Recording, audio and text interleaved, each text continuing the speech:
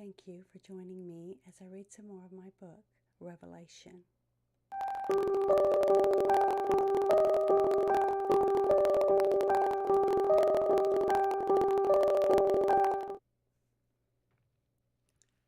Anthony headed back to Parktown and found the Shaw home. He found out that Senner had sold the home and moved back to Scotland. The woman that was at the house didn't have many answers for him, but he shook her hand before he left, and he saw a vision of Senner sitting in a local pub talking to a man without a face. Anthony knew with this vision that meant he was probably talking to a warlock. He could not see the man, but he did know the pub. He entered O'Malley's pub and spoke to the barkeep. "I was told that you know Senner Shaw, and I'm trying to find him. Have you seen him lately?" Anthony inquired. "Yes, I know of the bloke. He is one of my best customers. But I haven't seen him in a few days," he replied. Anthony turned to look at some of the customers that were eavesdropping. "How about any of you? I'm sure you know of him, drank with him." "I know Senner. The bastard welched me on a bet we had," one gentleman yelled out. "A bet?" Anthony asked. "Yes, he owes me money. He owes me 20 shillings, he angrily answered. "But he never came back after leaving with that man." Anthony walked over to the man and sat down in the empty chair next to him. "What man? Do you know of him?" Anthony inquired. "No, I didn't know the man, and I don't care. I just want my 20 shillings. Anthony reached out to shake the man's hand as he told him, "I will pay you the 20 shillings. "You will? Then I will try to remember if I've seen him before," the man answered. Anthony looked into the man's eyes and searched his mind. He could almost make out the man's face. It was one he had never seen before. He knows this man is connected to the sisters and that he must be a warlock. "Did you know of an auburn-haired beauty that was with Senner?" Anthony asked. "Which one? He has 2 nieces. They own the bookstore across the way. I never should have made that bet with him. I knew he had lost his mind when he couldn't remember his own nieces," the gentleman answered. "Do you know where I can find his nieces?" "No, they're gone. They just disappeared. My wife's sister told me that the theater is not going to be the same without Sandra." "The theater, you say?" Anthony smiled as he got up and left the bar to go to the theater. Anthony walked into the Banshee Theater and instantly felt the powerful presence of warlocks and witches that had once been there. How could he have not known their presence of all this time? How could they hide in plain sight? This order was immensely powerful to have cloaked themselves for so long. He walked around to absorb as much information as he could. Most of the scents were very faint, like they had not been there in a very long time. But one was strong. He knew it was a warlock, a powerful one. This was a bit of information that he would not be sharing with Alexander. Somehow he was going to find this warlock. Anthony felt that he was going to need this information to help him get his own goals for the future. This order was very smart to use a theater as a front.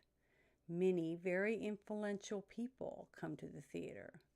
He was going to put some of his best men on finding out about this warlock. The fact that Alexander did not know about him was already giving him the upper hand. Anthony smiled as he walked out the front door and into the street. The Teutonic. It had been a week, and Jeanette was beginning to feel more comfortable with her inner vampire. She is learning to control her urges, but she still has them, even when her hunger has subsided. She just kept telling herself that if she didn't get back into some type of life, she wouldn't have one. Sandra was running errands, so Jeanette decided to explore the ship. She walked to the stairway at the end of the hall and took a few steps up. But when she looked up, she could see Sandra at the top of the stairs in the company of a handsome gentleman. Jeanette wondered if he was the businessman that Sandra was talking about. Jeanette turned back and hurried down the stairs so Sandra could not see her. She passed an open door and quickly ducked in. There was a hallway to her left and another flight of stairs heading down to her right. So she thought to herself, well, down it is. As she reached the bottom of the steps, Jeanette said something that she had never experienced before. It hit her heavy, like a ton of bricks.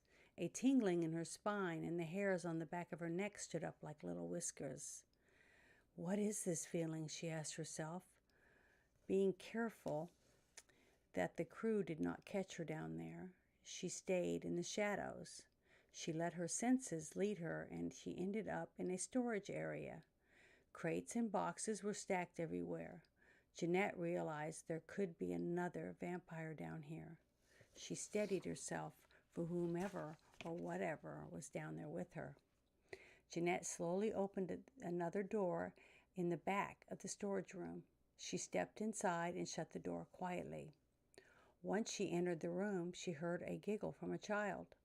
Those children are down here sneaking around, she thought to herself. She needed to get them to leave before something bad happened to them. The little boy said, Sarah, don't be afraid. I won't let any rats get you. Jeanette remembered the little boy's voice. Jeanette spoke out in a gruff voice. Hey, what are you doing down here? The children gasped and tried not to move or make any noise. Is it Jimmy and Sarah sneaking around where they know they're not supposed to be? She asked in a deep voice. Jimmy replied, How do you know our names? He looked toward the voice where it was coming from. Jimmy, come over here, Jeanette asked loudly. The little boy backed away from where the voice was coming from. Why? Jimmy answered in a frightened voice. I want to talk to you, man to man, Jeanette said in a lower tone as she snuck up on them. You can talk to me from there, Jimmy answered as his voice squeaked. Are you afraid, Jimmy? He shook his head as he answered with a little courage. No, I'm not afraid of anything. Then Sarah spoke out. My brother's tough. He beats up on the neighbor boy. As her brother held up his finger to his mouth and said, Shh, Sarah. So you like beating up on others, huh? Jeanette replied in a very deep voice.